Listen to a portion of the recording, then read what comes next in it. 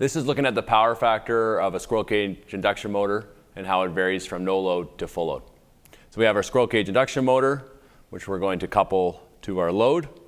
First off, we need to make sure that our motor is going in a clockwise direction, and this just helps eliminate any problems in regards to the belt popping off any of the shivs or the idler arms.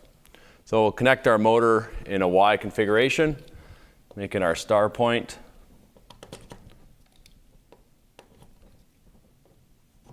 And then we'll connect our motor to our power supply using the 15 amp fused supply, which gives us the largest amount of available overcurrent so that we don't trip the breaker on inrush.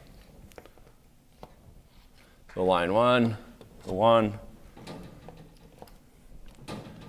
2 to 2, and line 3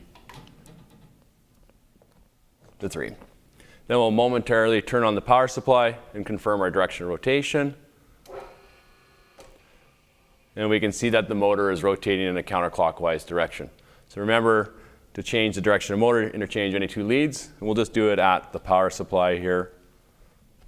We'll interchange line 1 and 2. Momentarily turn it on again. Confirm clockwise direction. Now we'll take our leads from our power quality analyzer.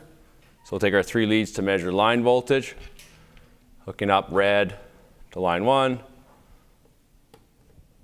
black to line 2, and our blue to line 3. Take our 3 clamp-ons to measure line current.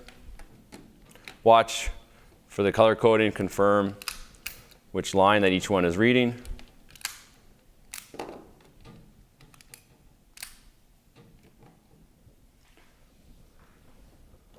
Now we can turn on our power supply and our meter will read the voltage, current, and the power used by the motor.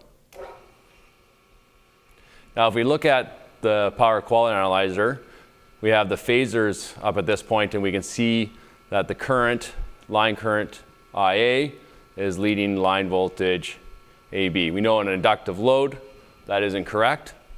So what that means is that we have the clamp-ons on incorrect in regards to the direction. So we can turn it off and interchange, flip our clamp-ons on the lines so that these arrows are now pointing on the clamp-ons towards the load. Turn the power supply back on, and we can see now that the relationship of voltage and current correspond with an inductive load. That voltage leads current. Now we can go to our menu, scroll down to power and energy, and we can see the energy that this motor is using at this time. 40 watts, 225 VA, 222 VARs, and a power factor of 18%. So this is at this time there is no load coupled to the motor, and our power factor is quite poor. Could also be referred to as 18%. We could also look at the current draw of the motor.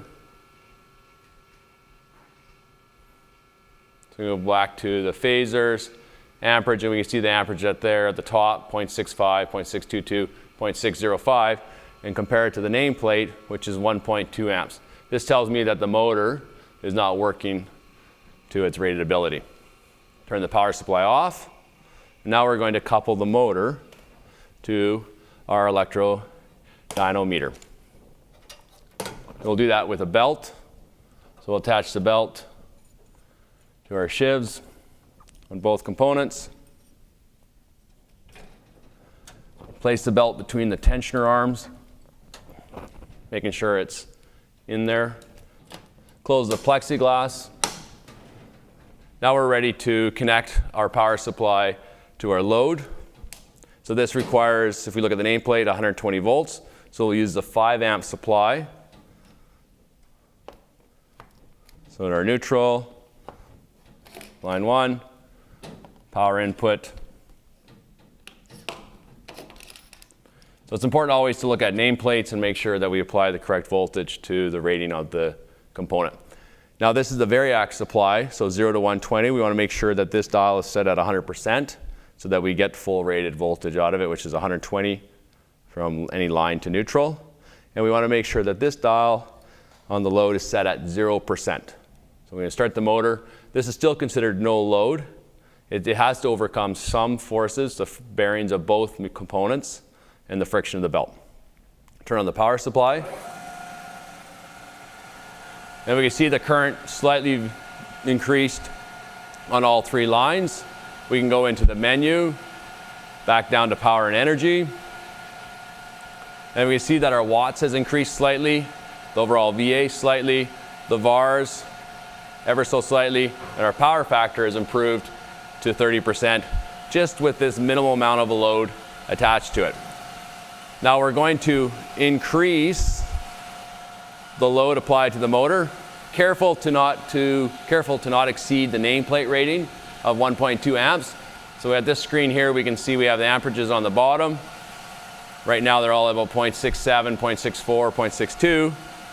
And we're going to slowly adjust this up. And we're going to see the amperage begin to climb as I apply load to the motor.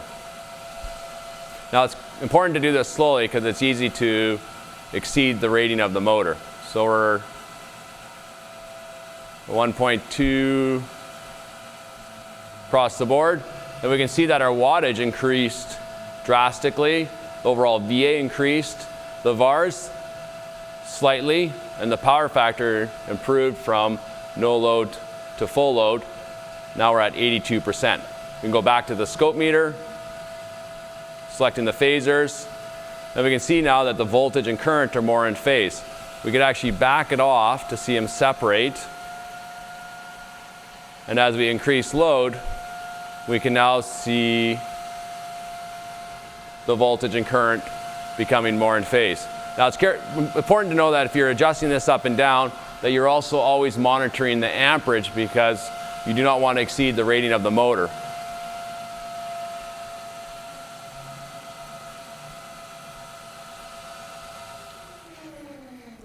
That shows the variation of power factor of a motor from no load to full load.